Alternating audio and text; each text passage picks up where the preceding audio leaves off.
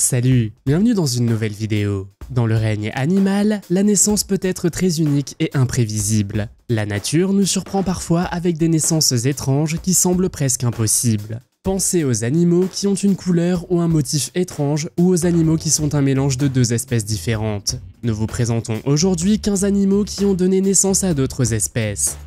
Vous êtes nouveau sur la chaîne? N'hésitez pas à vous abonner, à cliquer sur la cloche pour activer les notifications et à laisser un pouce vers le haut pour nous soutenir.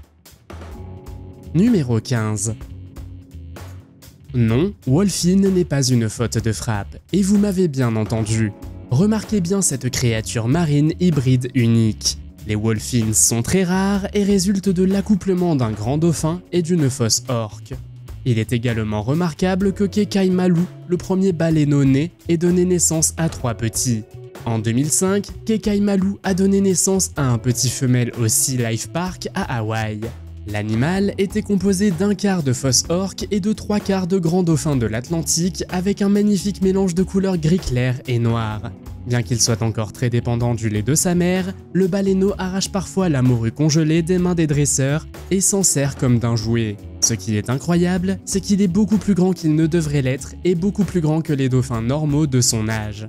Bien qu'extrêmement rare, la naissance de cet animal offre aux scientifiques une occasion unique d'en apprendre davantage sur ces fascinants animaux hybrides.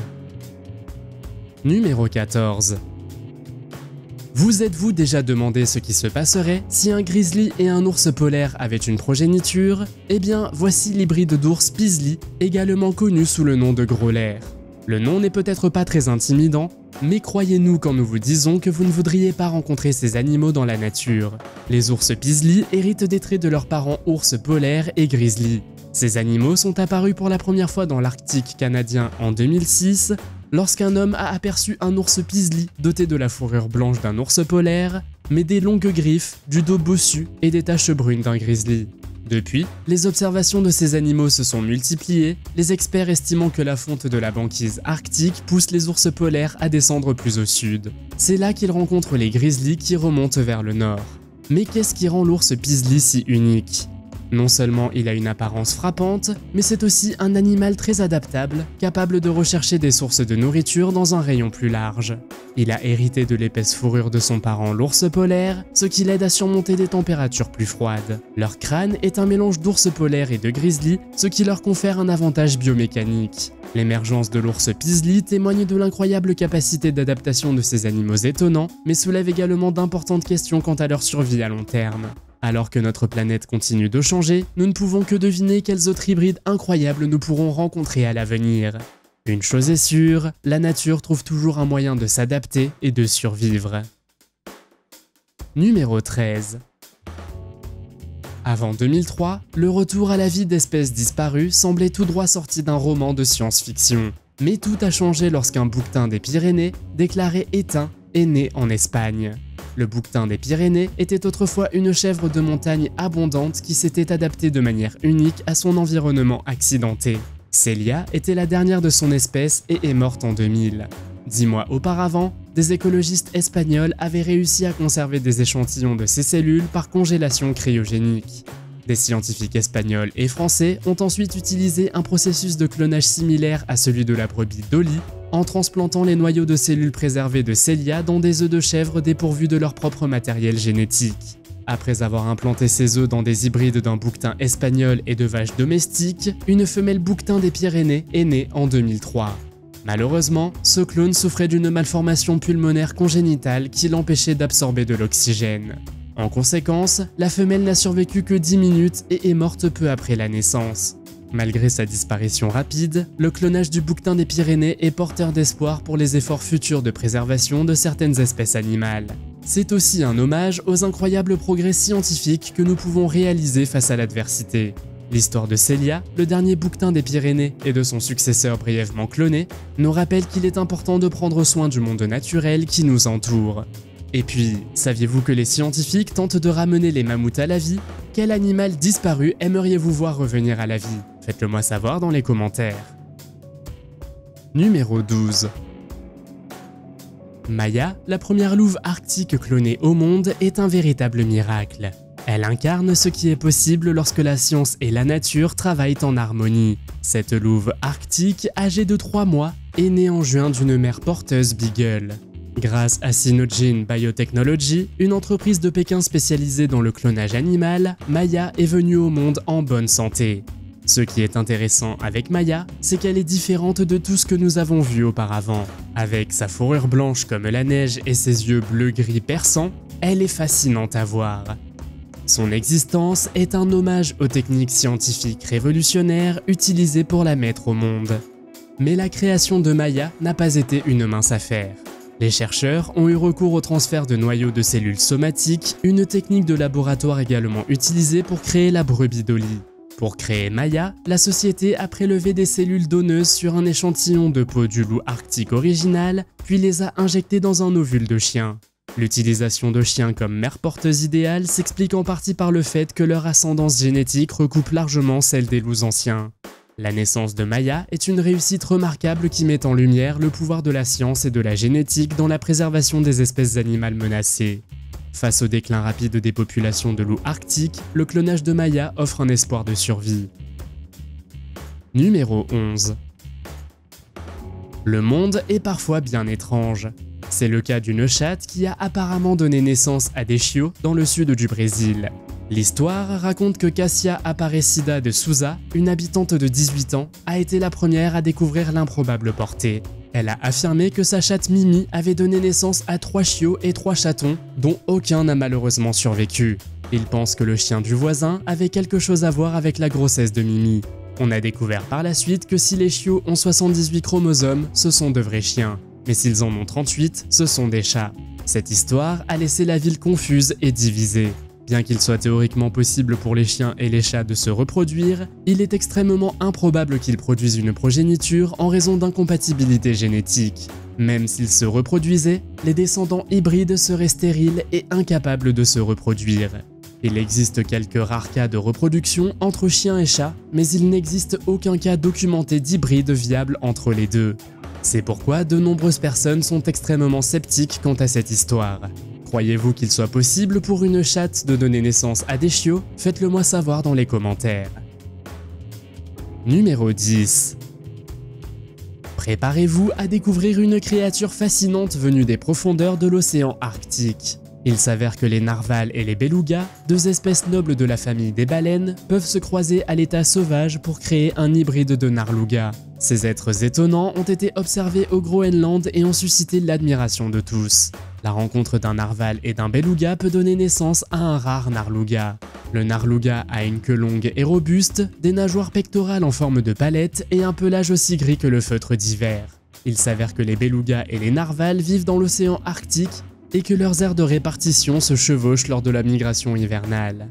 Lorsque l'eau de mer gèle, les belugas nagent plus au sud, tandis que les narvals restent dans leur aire d'hivernage gelée.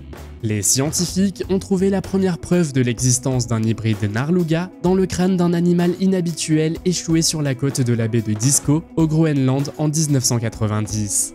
Cependant, ces êtres fascinants ne sont pas nouveaux pour les chasseurs inuits de la région. Les chasseurs inuits sont des chasseurs indigènes des régions polaires qui chassent et pêchent dans le climat arctique depuis des générations.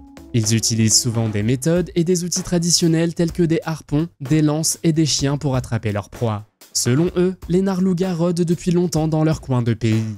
Ils trouvent également que les narlugas ressemblent à des monstres de Frankenstein. Êtes-vous d'accord? Numéro 9.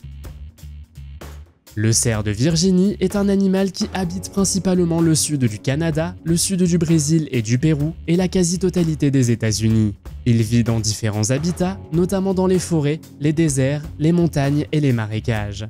Lorsqu'un cerf donne naissance à des jumeaux, c'est déjà assez rare. Mais dans ce cas, la biche a donné naissance à 2 petits, chacun avec une couleur de pelage et un motif différent. Les jumeaux peuvent également avoir des pelages ou des motifs différents parce que chaque veau hérite d'une combinaison unique de gènes de ses parents. Le pourcentage de veaux blancs est estimé à environ 1 à 2% de tous les veaux nés. L'événement spécial de ces veaux différents a été filmé par une caméra. La mère s'appelle Lacey et aurait d'abord donné naissance à un veau blanc, puis, lorsque son propriétaire s'est retourné, elle a donné naissance à l'autre veau. La vidéo montre l'ensemble du processus de naissance, y compris la mère qui nettoie les petits et les encourage à se lever. Bien que les cerfs de Virginie naissent généralement avec un pelage brun rougeâtre parsemé de taches blanches, le pelage brun est une variation courante qui peut se produire naturellement. Il est si réconfortant de voir les petits faire leurs premiers pas et s'attacher à leur mère. Numéro 8. Rencontrer l'incroyable loup coyote. Il est composé d'un tiers de loup de l'Est, d'un tiers de loup de l'Ouest et d'un tiers de coyote de l'Ouest, avec une forte composante génétique canine. Pendant des années, ces animaux mystérieux ont été identifiés à tort comme des coyotes de l'Est, mais leur taille à elle seule a donné du fil à retordre aux experts et aux profanes depuis qu'ils ont été repérés pour la première fois en 1969. Ce que nous ne savions pas, c'est qu'une équipe de chercheurs a récemment révélé que nos amis les coyotes ont évolué en accouplant des coyotes de l'Ouest avec des loups de l'Est. Cela s'est produit dans le parc provincial algonquin, au Canada colonial, au début des années 1900. Depuis, ces hybrides se sont répandus et ont prospéré dans tout l'est de l'Amérique du Nord, dans tous les habitats imaginables. Ils s'adaptent facilement aux zones rurales, aux banlieues et même aux villes. Et ce n'est pas seulement une question de génétique. Ces animaux sont robustes, avec un crâne et des mâchoires plus larges et plus solides, des pattes plus longues et une queue plus touffue que celle des coyotes normaux. Mais ce n'est pas tout. Ces créatures adaptables sont encore plus lourdes que les coyotes normaux puisqu'elles pèsent environ 25 kg de plus. Numéro 7. Le gor est une espèce asiatique de bovins que l'on trouve dans les forêts de l'Inde et de l'Asie du Sud-Est. Ces animaux massifs, qui ressemblent à des bœufs, étaient autrefois un spectacle familier dans leur pays d'origine, mais il n'en reste aujourd'hui qu'un maigre 36 000 à l'état sauvage. Il est triste qu'une si belle créature soit au bord de l'extinction. Mais les scientifiques ont peut-être trouvé une solution. Voici Noah, le premier gor cloné, né dans l'utérus d'une vache nommée Bessie. Une équipe d'experts de l'Advanced Cell Technology Institute du Massachusetts a réalisé une procédure de clonage à partir de cellules de peau d'un gor décédé et les a fusionnées avec des ovules de vaches dépouillés de leur noyau. On se croirait tout droit sorti d'un film de science-fiction, non ? La même technique qui a permis de créer l'emblématique brebis Dolly a donné vie à Noah. En peu de temps, Noah a conquis le cœur de ses soignants par son énergie débordante et sa nature amicale. Dans les 12 heures qui ont suivi sa naissance, Noah était capable de se tenir debout tout seul et de jeter un coup d'œil à son nouvel environnement. Malheureusement, le destin a frappé trop vite. À l'âge d'1 jour, Noah a commencé à montrer des signes d'une infection courante et malgré les efforts courageux de ses soignants, il a succombé à la maladie. Ce fut une fin douloureuse pour un début prometteur. La société, à l'origine de la procédure de clonage de Noah, affirme cependant que la mort prématurée de Noah n'est pas due au clonage lui-même. Numéro 6. Avez-vous déjà entendu parler des léopons? Le léopon est un hybride entre une lionne et un léopard mâle. Le premier croisement documenté a eu lieu dans des zoos en 1910. Carl Hagenbeck, l'inventeur de nombreux hybrides, a enregistré la naissance de léopons au zoo de Hambourg en Allemagne, mais malheureusement, aucun d'entre eux n'a atteint l'âge adulte. Cependant, un hybride élevé en captivité dans un autre zoo aurait vécu plus de 20 ans. Selon diverses sources, des lionnes et des léopards mâles se sont également accouplés dans la nature. Cela semble très improbable, mais on a rapporté un accouplement naturel entre un léopard et une lionne. Lorsque la lionne est entrée en chaleur, elle s'est accouplée avec le léopard et aurait donné naissance à des léopons. Ce qui rend les léopons encore plus intéressants, c'est leur combinaison unique de caractéristiques. Contrairement aux lions, ils sont d'habiles grimpeurs et aiment l'eau, à la grande frustration de leur mère lionne. Les léopons sont des animaux lourds, presque aussi grands que les lions, au corps robuste et aux pattes courtes, comme les léopards. Ils ont des taches brunes, plus claires que les taches noires du léopard, et leur queue est touffue, comme celle des lions. Numéro 5. L'âne zébré est un animal sauvage issu du croisement d'un zèbre et d'un âne afin de créer un hybride. Pour créer un zébrane, il faut un père zèbre mâle et une mère ânesse. Voici la partie la plus amusante. Si les animaux hybrides existent à l'état sauvage, les zébranes sont une rare exception à la norme. Ce qui est vraiment étonnant, c'est que les zébranes peuvent prospérer dans la nature, contrairement à d'autres animaux hybrides. Après tout, les zèbres et les ânes se trouvent souvent à proximité les uns des autres dans les régions africaines, ce qui rend plus probable l'éclosion d'un petit amour entre eux. Et si vous pensez que les zébranes sont un phénomène nouveau, détrompez-vous. Ces créatures rayées existent depuis le 19e siècle avec des rapports datant de 1859. Ces animaux sont peut-être rares, mais ils font partie de la nature depuis bien longtemps. Des créations hybrides circulent également sur internet, comme ce requin-cheval. La question que vous vous posez peut-être est de savoir si tous les animaux peuvent s'accoupler avec d'autres animaux. La réponse est non, car il existe des barrières biologiques qui empêchent la reproduction entre différentes espèces, comme les différences de nombre de chromosomes et les facteurs de compatibilité génétique. En outre, les animaux ont souvent des rituels et des comportements d'accouplement spécifiques qui ne conviennent qu'à leur propre espèce. Les croisements entre espèces animales sont donc très rares, surtout dans la nature. Numéro 4. Kama est une créature unique en son genre, au tempérament aussi chaud que le soleil de Dubaï. Alors que les croisements d'animaux deviennent de plus en plus courants, le Kama est la preuve que rien n'est vraiment impossible. Le Kama est un croisement entre un chameau et un lama, créé par insémination artificielle à Dubaï. L'objectif était d'obtenir un animal ayant la taille et la force d'un chameau, mais le caractère d'un lama. L'animal a été élevé par un scientifique britannique dans l'intention de combiner le meilleur des chameaux et des lamas. Le Kama est un spectacle à voir car il ressemble à un lama sous stéroïdes avec les jambes plus longues d'un lama mais sans la bosse caractéristique d'un chameau. L'idée derrière le Kama était de créer une sorte de mule du désert avec la capacité de charge d'un chameau mais sans la réticence à obéir aux humains. Mais malgré sa stature impressionnante, le Kama s'avère être un véritable casse-tête. Il attaque les gens, les mord et refuse de rester immobile. C'est pourquoi ses créateurs ont construit un mannequin pour la compagnie, mais malheureusement, même cela n'a pas réussi à apprivoiser l'animal sauvage qui sommeille en lui. En fait, il ne l'aime pas du tout et a commencé à le mordre. Le problème du Kama à l'heure actuelle est qu'il n'y a pas de partenaire convenable pour lui dans le règne animal, car il est trop grand et trop lourd pour certains, et trop petit et trop léger pour d'autres.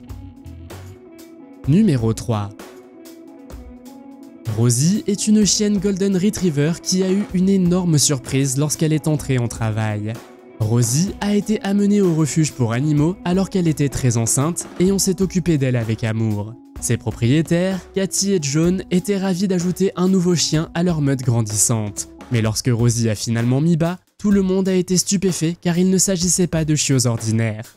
Les nouveau-nés ressemblaient davantage à de minuscules vaches qu'à des chiots Golden Retriever.